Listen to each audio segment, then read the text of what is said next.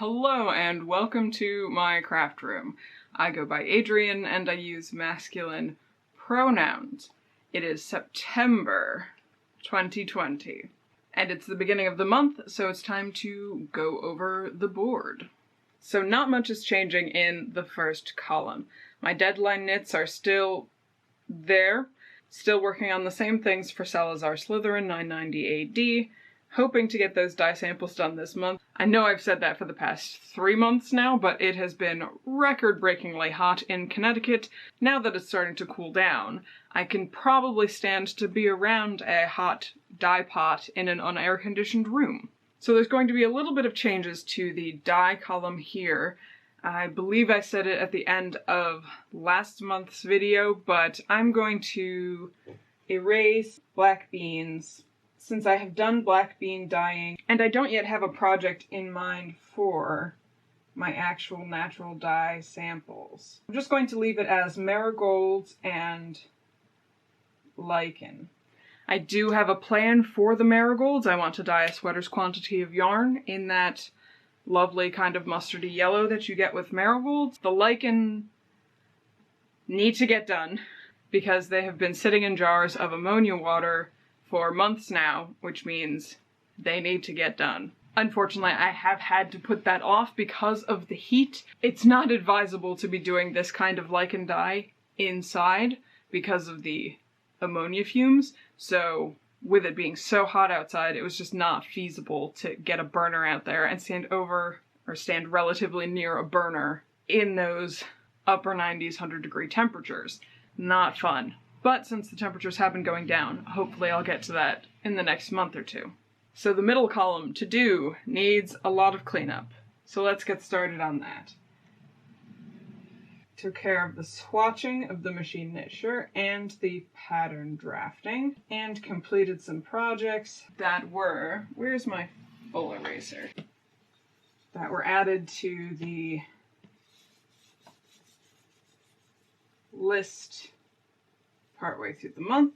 Top of the to-do, I think, for this month is the quilt. So I need to finish the quilting. I'm going to call that blue 1, red, and blue 2 for the borders, which is the part that I have left to do for the actual quilting of these squares. Then I have to trim squares, which I realize was not a step on the previous one, but it is something that I'll need to do. Then I need to cut sashing, assemble, and then bind the quilt. That is not likely to all get done in the month of September, but I'm hoping to make more progress crossing these off since I'm kind of focused on that project right now. I'm gonna add the black vest back on here and just add the mock-up bullet point. I can switch between quilting and regular sewing, as I am lucky enough to have 2 different sewing machines that are in working order. I have my Singer... what are you? I have a Singer Talent that is set up for quilting because I created a foam and poster board sort of, what do you call it, extension table for quilting for this machine, and I just have the walking foot set up on it with quilting needles and quilting thread, and I inherited my grandmother's Janome Quilt Companion, I think is the name of that machine, which I have set up for regular sewing. However, when you're in a groove, especially doing batch quilting with simple lines, my brain wants to tunnel vision in on accomplishing those batch steps. So we'll leave the vest as just a mock-up piece. If I feel motivated to actually do the mock-up, then that will be a significant enough step that I don't anticipate doing a lot more than that in the month of September if I'm focused on the quilt. Another thing I want to add on here is pumpkin pin cushions. I'm at the point where I've done enough different kinds of sewing that there are different types of pins that I like for different things. For example, I have, standard, just regular sewing pins that I've had for a million years, which are great for most heavyweight fabrics or household goods, things that you know, I don't really care so much if it pokes a hole in them, but I've noticed doing more apparel sewing that I want finer pins for clothing. And I have recently gotten in some extra sharp pins with the glass heads to basically use for apparel sewing. And then I have quilting pins. I have like 2 different sets of these that came into my stash from my grandmother's stash. My grandmother was an avid quilter.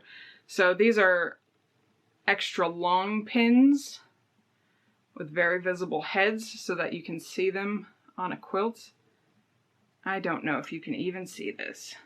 You can see this is a regular pin and this is the quilting pin. So it's a lot longer than the regular pin. So I'd like to have, refocus on me, camera. So I'd like to have a few more pin cushions. I had the regular pins and a set of the quilting pins in this one pincushion tomato, but I was often reaching for the wrong pins. It would just be easier in my brain to compartmentalize the different types of pins with different pin cushions. Also, I have a bunch of leftover orange fabric from that linen rayon bathrobe, so might as well use up some of that in stash. I'm gonna stuff it with bits of scrap. I have a bag that's almost entirely just chopped up yarn ends and maybe some rice to kind of weigh it down so it doesn't blow away in the breeze. I want to get a start on the machine knit cotton shirt.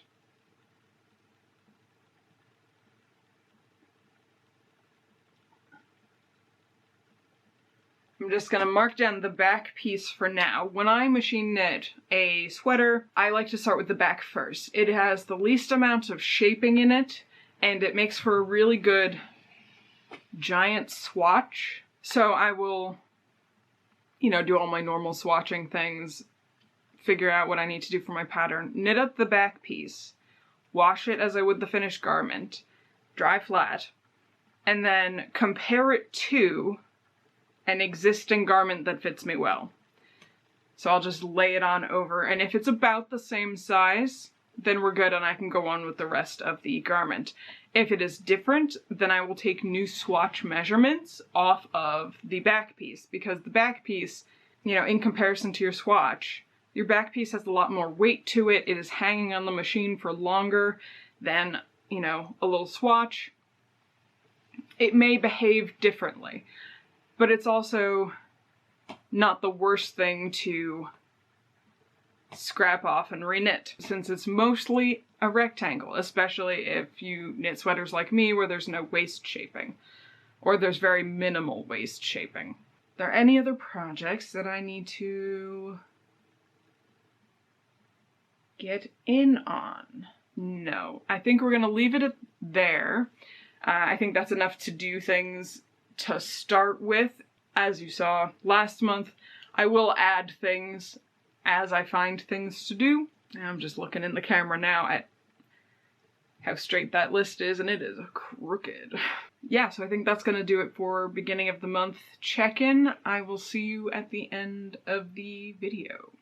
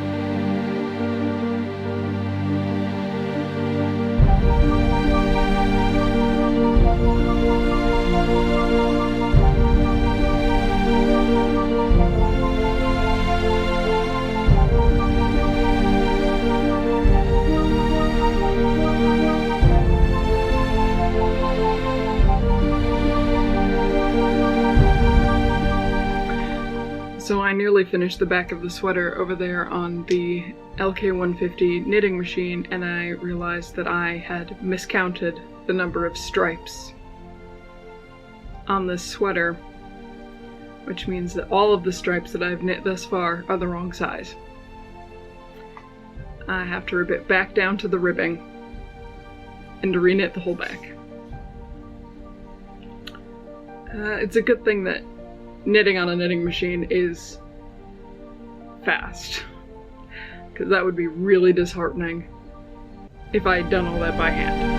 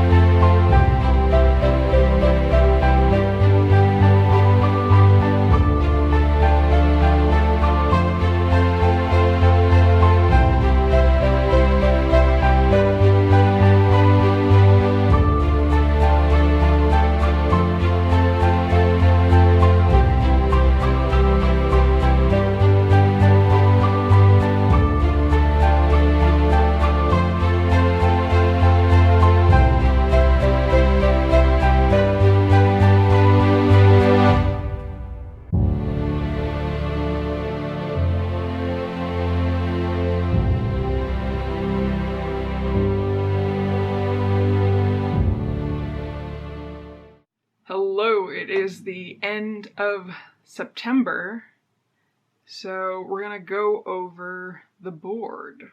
So for knitting deadlines, I am this close to being finished with my City Limits sweater. I actually have it here.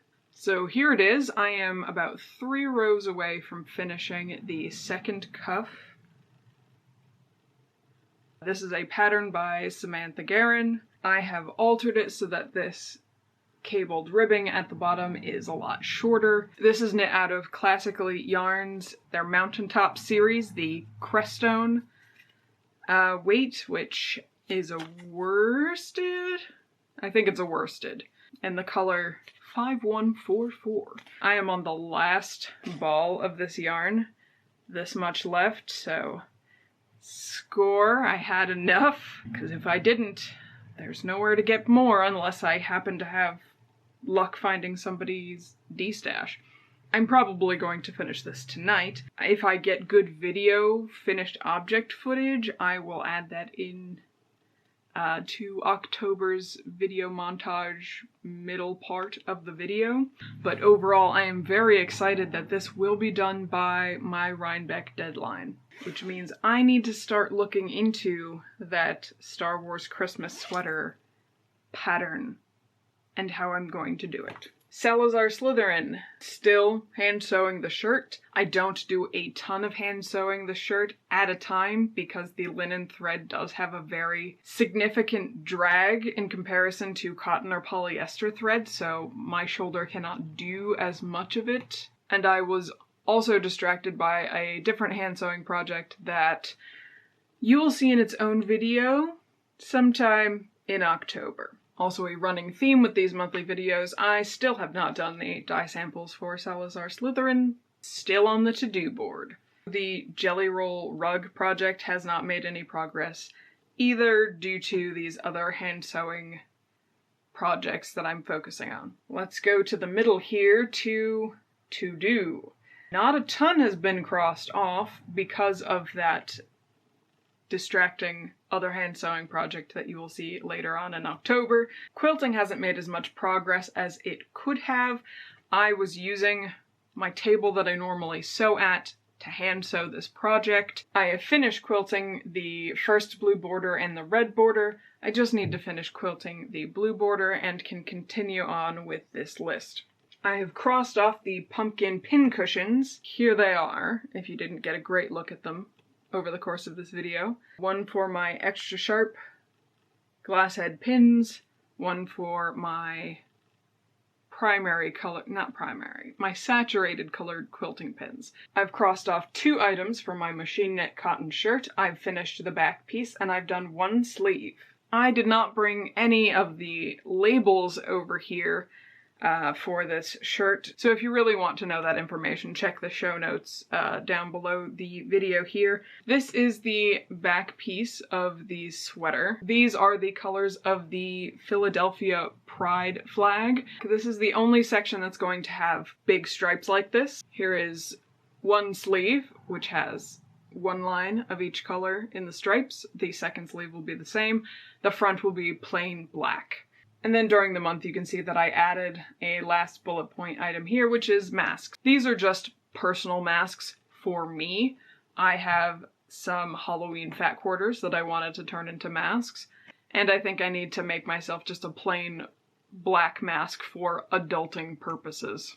And nothing from the future column is moving to the to-do column at this point. That's it for the board, but I wanted to touch base with you folks with a couple of other items that didn't fall into board craft stuff.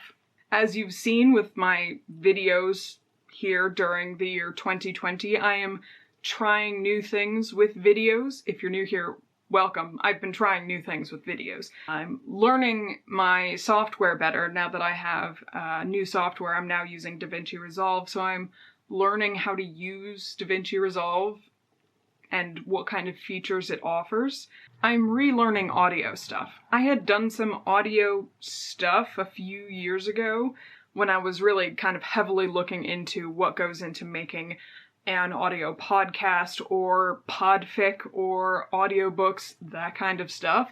So I'm relearning some of that audio stuff. Hopefully it's been improving the speaking quality in the past couple of videos, but if you haven't noticed, that's fine.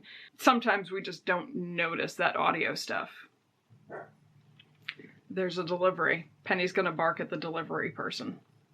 So what I'm saying is that I'm experimenting with the different aspects of making videos, which I'm finding really enjoyable right now.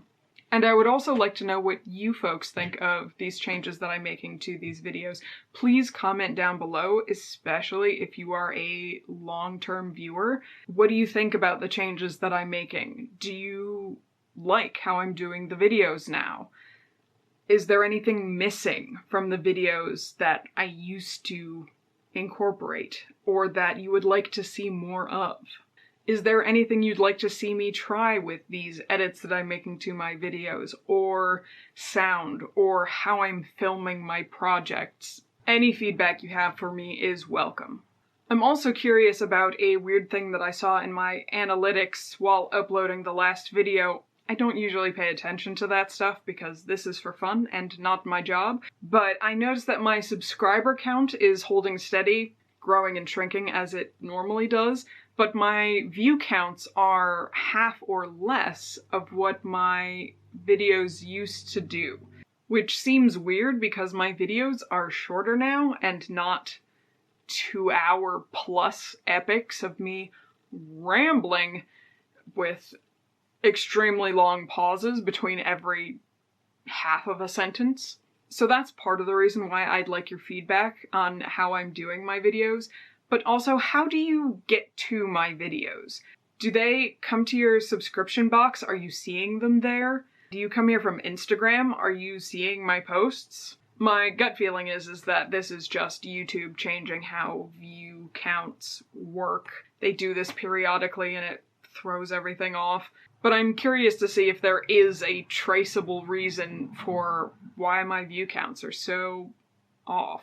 If you have any thoughts, let me know. And then the last thing that I wanted to talk to you folks about is a new section on my website. I know, another change to your website, Adrian. I've got the time and energy to do it right now. And this is something that came into my brain after watching one of Kalish's videos a few weeks ago. She's the host of the Quirky Monday Craftcast, or you may know her as Nadiratani on Instagram. She mentioned that she wanted to get into more natural dyeing experiments and that she was going to revisit some of my older stuff for some information, and it clicked in my brain that I have a place to put information. I keep a physical dye record, but it didn't occur to me that anyone else might want to have access to that information, probably because I feel like I'm just haphazardly making things up as I go. But it's relatively easy to take that physical information that I have and translate it into something that can be posted out there in the internet for anyone to find if they want to. The new section of my website is called Digital Dye Book, so this will basically take you to a linked external blog. You can follow that blog on its own if you'd like. I'll throw the link down here if you're interested in just going straight to the blog, but that just makes it easier for me to manage the grouping of information, because each of my dye experiments basically has 1 or 2 index cards associated with it. So each entry will have pictures of my note cards, including any samples that I've stapled to them, a typed out version of the handwritten information there, because my handwriting is not always legible, and alternate text for screen readers for those images of the note cards. And that's going to do it for the month of September. Thank you for watching, if you watched all the way to the end. If you are not subscribed, please consider subscribing below so that you will know when I post new videos to this channel. I don't really have a set posting schedule, so that's really the best way to find out if there are new videos from me. And I guess that's it. So, goodbye.